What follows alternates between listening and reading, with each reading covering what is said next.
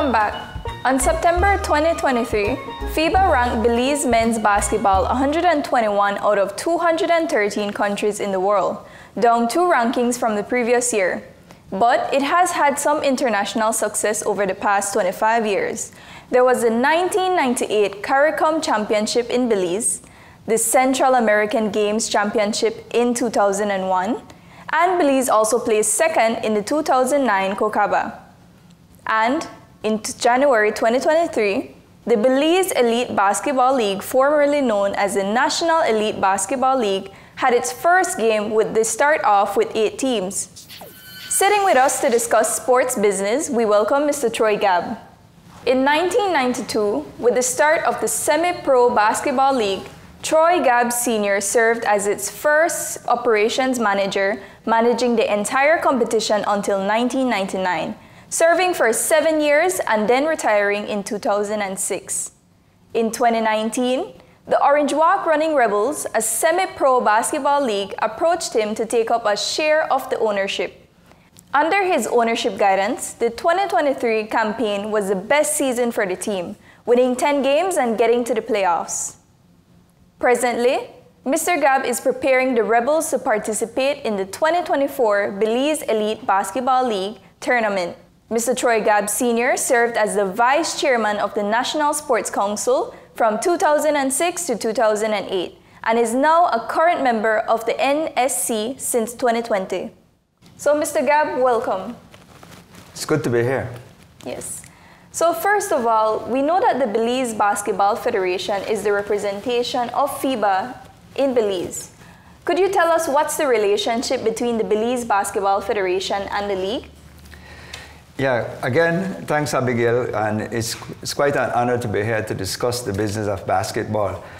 The Belize Basketball Federation is the governing body of basketball in Belize. The Belize Elite Basketball League is a member of the federation, but technically the federation is the boss of basketball in Belize. And the elite basketball, even though we operate at an elevated level, we are still a member of the federation. The same way the National Basketball League, NBA in the United States, is a member of US Basket in the United States, which is the governing body of basketball in the United States. Okay, that's the technical relation, but the Belize Basketball Federation is the overarching body. Okay, understood. Next question. The Belize Elite Basketball League was formerly known as the National Elite Basketball League. Could you tell us why the name change? Yeah, the owners at the time felt that when we got together in 2023, that we need to be more representative of Belize. Even though it says national in there, we felt that when you hear the word about the Semi-Pro Basketball League, you want to associate it directly with Belize. And so we decided to do a slight name change by changing it from the National Elite Basketball League, which is the NEBL, to BEBL. So we removed the national and replaced it with Belize. And so we believe it's more recognizable as a league. So because we also attract international players to our league, we want them to actually, when they say where they're playing, it actually says Belize. So I'm playing in the Belize Elite Basketball League, so they know it's our country that they're actually playing in. So it really gives us representation. Absolutely, and recognition.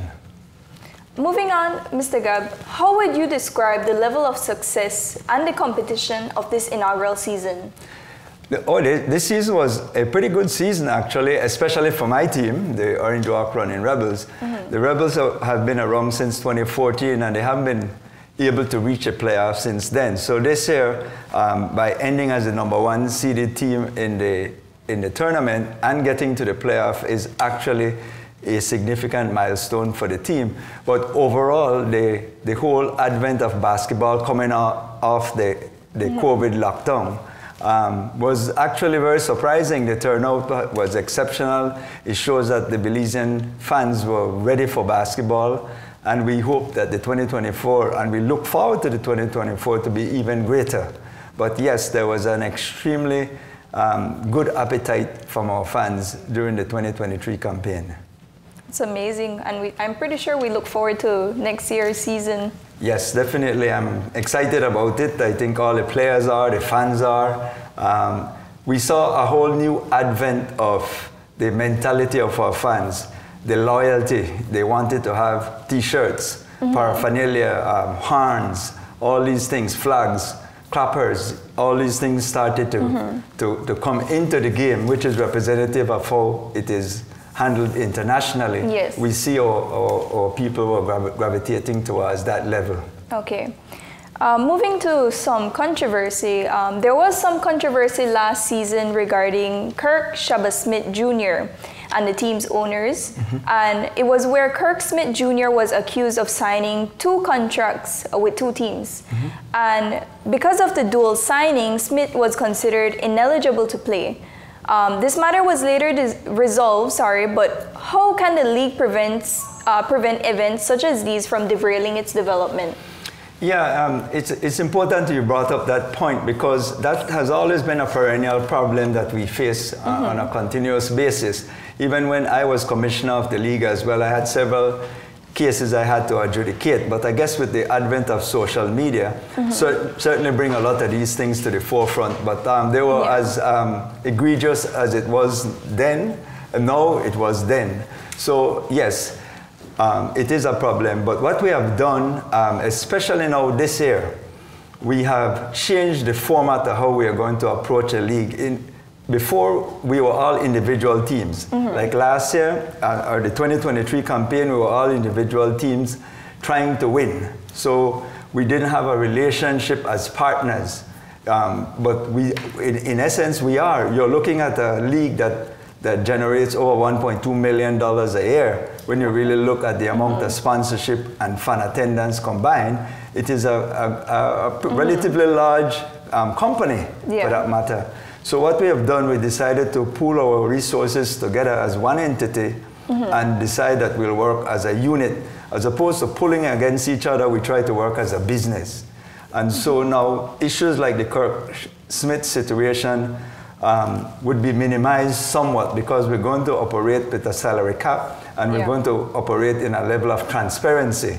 So where the commissioner acts as a chairman of the board, and then we as owners are now the board of directors, and so we work as a unit, so we can't be trying to pull against each other, otherwise we are going to destroy our own company.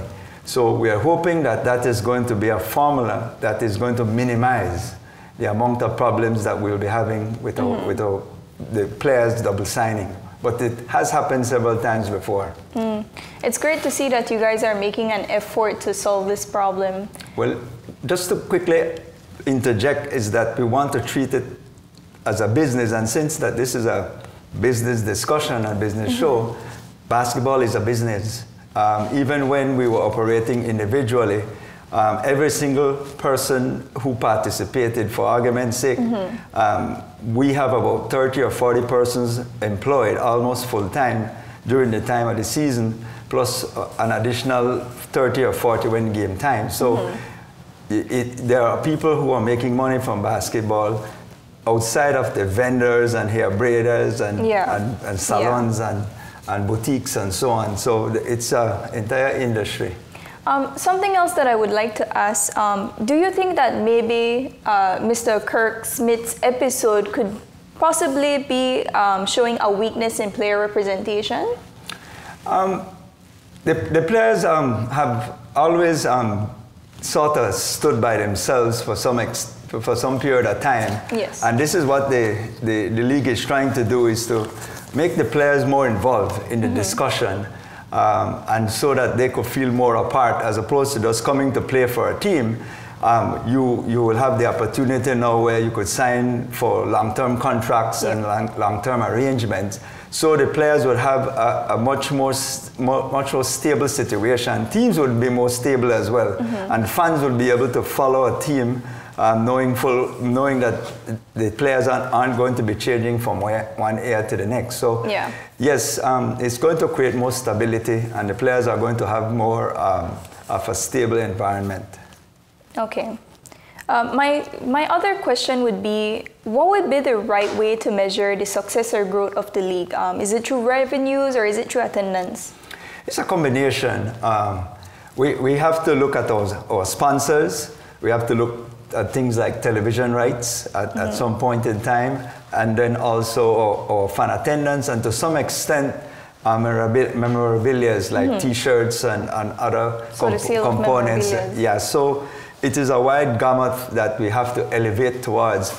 Before, it was just basically fan attendance and whatever little sponsorship you have. And if you win the championship, that's a successful year. But you may have lost money in doing that. Because in the past, we had some significant owners, for argument's sake. We had people who had the means to be in the league. I can recall Santino's, Tony Habet from Pentel Lakers, Tony Leslie owning Jajam. You had Paulo Silva, Photolab. These were all people who are still wealthy businessmen as I know it now. Yeah. And they weren't able to sustain being in the league for an extended period of time. So what we're trying to do is to create sustainability and viability. And if we can do those two things together, then the league is going to be around for a long, long time. Okay. Well, Mr. Gabb, thank you for joining us, and we hope we get to see you again soon. Certainly, I'm certainly glad to be here, and I want to thank you for at least discussing the whole issue of basketball as a business and sports on a whole, because it is a business. It creates some level of income generation for persons who are involved. Okay. We'll be right back with more, so don't go away.